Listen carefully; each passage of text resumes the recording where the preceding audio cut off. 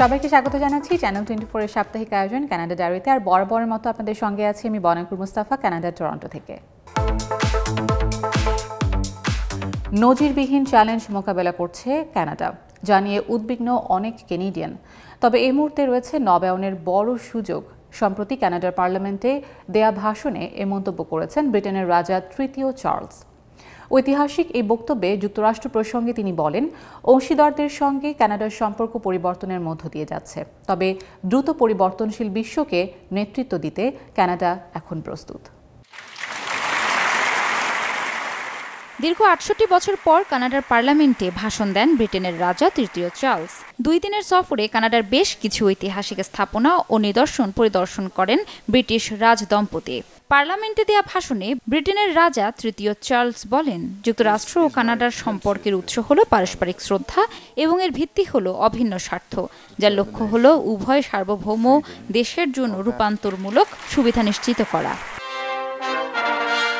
রাজার অটোয়া পার্লামেন্টে আসার সিদ্ধান্তকে কানাডার প্রতি সমর্থনের প্রতীকী নিদর্শন হিসেবে দেখা হয়েছে। ভাষণে তিনি বলেন, কানাডার সরকার বিশ্বজুড়ে তার বাণিজ্য অংশীদারদের সাথে সম্পর্কে শক্তিশালী করতে কাজ করছে।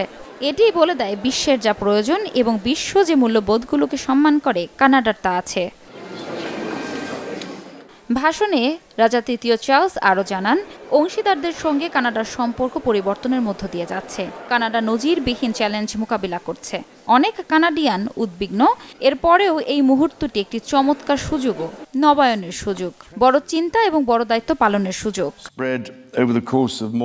রাজা চার্লস ও রানী ক্যামিলা এই রাজকীয় দম্পতির রাজত্ব শুরুর পর এটাই তাদের প্রথম কানাডা সফর।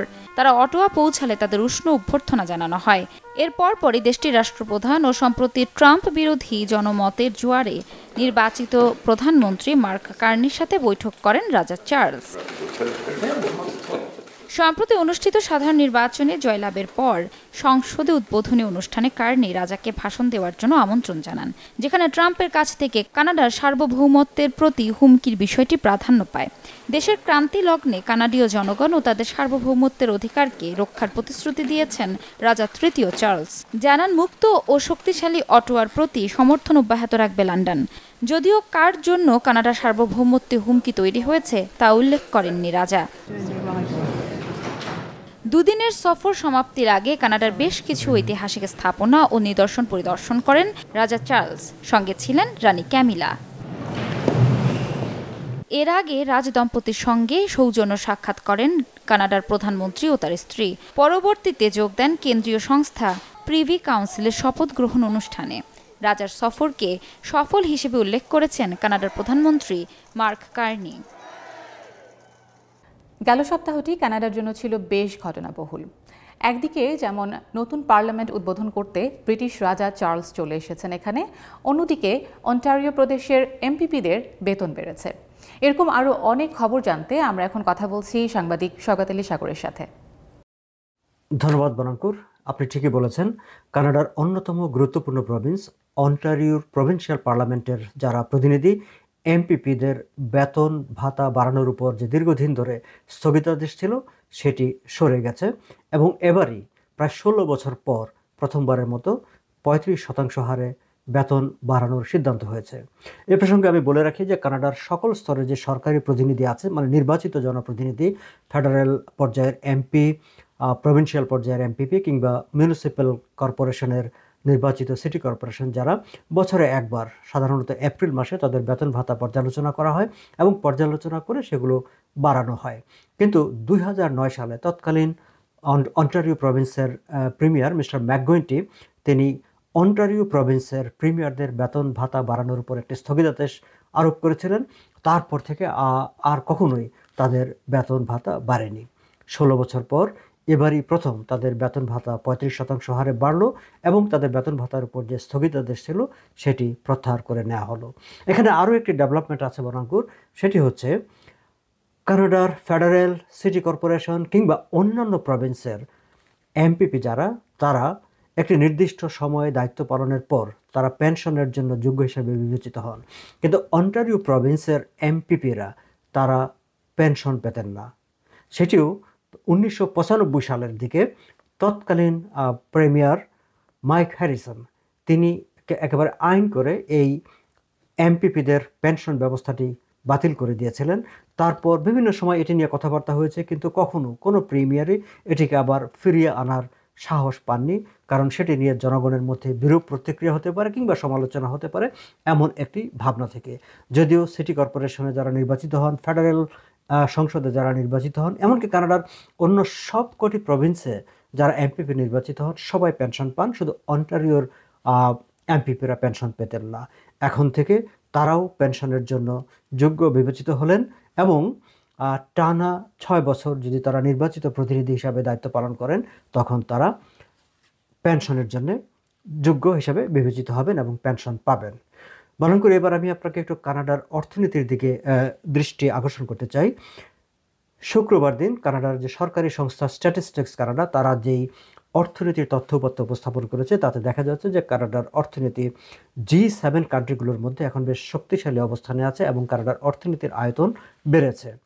জিডিপির হার 2.2% হারে বেড়েছে এই চলতি অর্থ বছরের প্রথম প্রান্তিকে।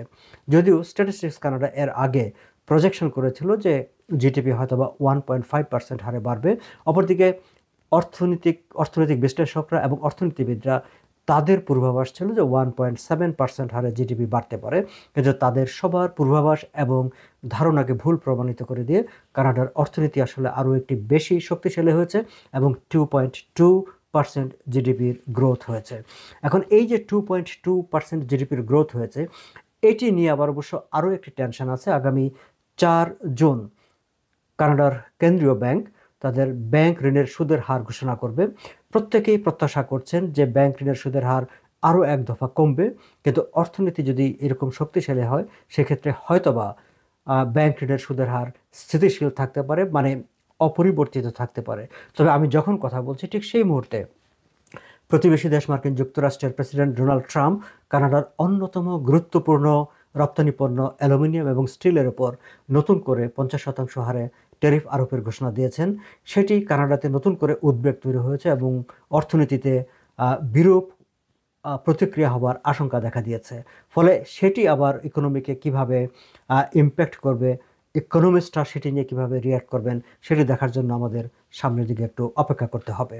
ঠিক একই সঙ্গে আমি কানাডার ফেডারেল রাজনীতির দিকেও একটু দৃষ্টি আকর্ষণ করতে চাই। আপনারা জানেন যে ফেডারেল নতুন যে সংসদ নির্বাচিত হয়েছে সেই সংসদ ইতিমধ্যে কাজ শুরু করেছে এবং প্রথম দিনেই এবারই চার্লস কিং নিজে এসে এখানে থ্রোন স্পিচ উপস্থাপন করেছেন এবং সবচেয়ে ইন্টারেস্টিং বিষয় হচ্ছে কিং চার্লস যখন থ্রোন স্পিচ উপস্থাপন করেন তখন সকল রাজনৈতিক দলের প্রতিনিধিরা সেখানে উপস্থিত ছিলেন, এমনকি সাবেক প্রধানমন্ত্রী স্টিফেন হার্পার, জাস্টিন ট্রুডো তারা দুজনেই পাশাপাশি বসে থ্রোন স্পিচ উপভোগ করেছেন। কিন্তু সংসদীয় কার্যক্রম যখন শুরু হয়েছে, বিগত সময়কার যারা সংসদে এবং সংসদের বাইরে কানাডার রাজনীতিতে নেতৃত্ব দিয়েছেন সাবেক প্রধানমন্ত্রী জাস্টিন ট্রুডো, সাবেক বিরোধী দলীয় নেতা পিয়ারে পোলিয়েভ এবং এনডিপি নেতা জাগমিত সিং, তাদের তিনজনের কেউ সংসদে ছিলেন না। জাগমিত সিং এবং পিয়ারে পোলিয়েভ নির্বাচিত হতে পারেননি, আর জাস্টিন ট্রুডো পদত্যাগের পর নির্বাচনে প্রতিদ্বন্দ্বিতা করেননি। এবং মার্ক কার্নির নেতৃত্বে যে সংসদ কার্যক্রম শুরু করেছে এই সংসদের প্রায় 1/3 সদস্য প্রথমবারের মতো এমপি হয়ে সংসদে গিয়েছেন। স্বাগত সাগর, আপনাকে অনেক ধন্যবাদ আমাদের সঙ্গে যুক্ত হওয়ার জন্য। কখনো কি মনে হয়েছে যে নিজে ডিজাইন করে ঠিক বাংলাদেশের মতন কানাডাতেও আমরা বাড়ি বানাতে পারি কিনা? আমার কিন্তু এমন ইচ্ছা অনেক সময় জেগেছে, প্রশ্ন জেগেছে মনে। এই প্রশ্নের উত্তর জানতেই আমরা আজকে কথা বলছি রিয়েলটর আশরাফ সিদ্দিকের সঙ্গে। সুপ্রিয় দর্শক মণ্ডলী, কানাডা ডায়েরি অনুষ্ঠানে আবারও আপনাদের স্বাগত জানাচ্ছি। আমি আশরাফ সিদ্দিক। প্রতি সপ্তাহের মতো এ সপ্তাহ আমি এসেছি আপনাদের সামনে কানাডার বাড়িঘরের হালচাল নিয়ে কিছু গুরুত্বপূর্ণ তথ্য শেয়ার করতে। আজকের বিষয়টি একটু ভিন্ন। এটি হচ্ছে কাস্টম বিল্ট হাউস। আপনার হাতে কি কি ধরনের অপশনস রয়েছে এবং আপনি চাইলে কিভাবে একটি কাস্টম বিল্ট বাড়ির মালিক হতে পারেন। তো চলুন তাহলে আমরা ঘুরে আসি এই ধরনের নির্মাণাধীন একটি বাড়ির ভেতর থেকে। চলুন।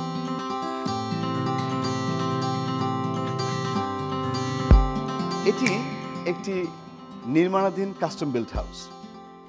তো আপনি যদি এখানে একটি কাস্টম বিল্ট বাড়ি বানাতে চান তাহলে কি কি প্রসেস আছে?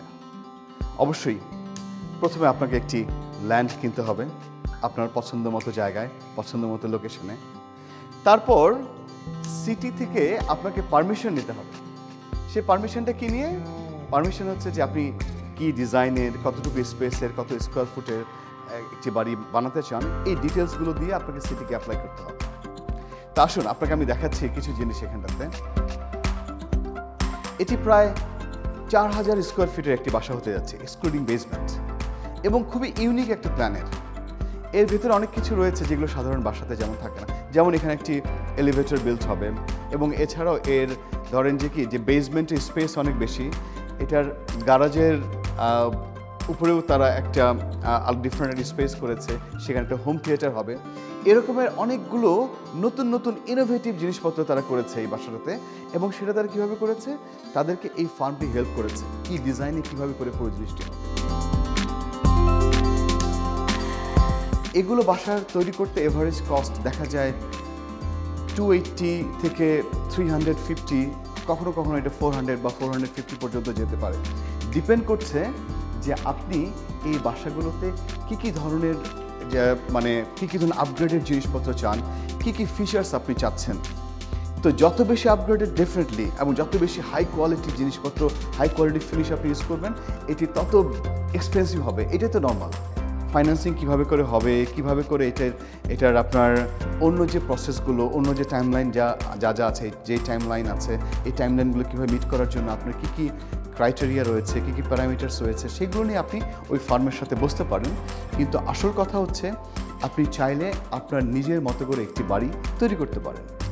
তো দর্শক মণ্ডলী, চলুন তাহলে আমরা একটু ঘুরে আসি এই বাড়িটির চারপাশে, এটা কীরকম একটি বাড়ি তৈরি হচ্ছে এখানে। ওকে,